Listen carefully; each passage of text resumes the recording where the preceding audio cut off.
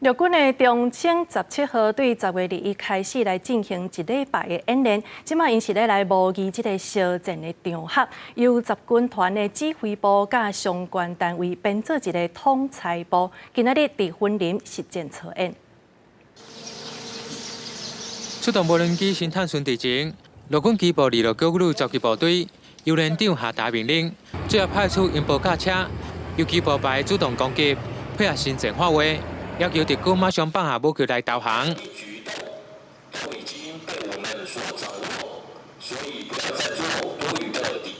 的用意就是在攻势作为有利状况下，那为了驱使敌人立即投降，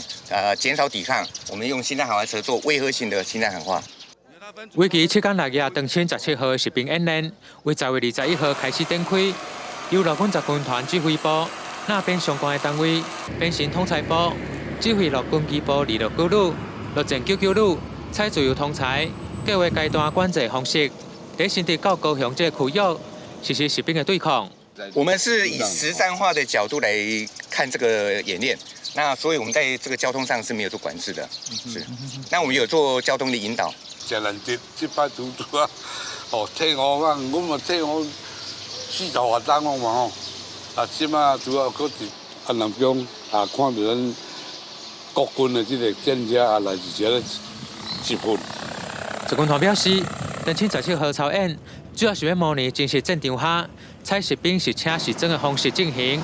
并透过各项作战计划和战术的整合，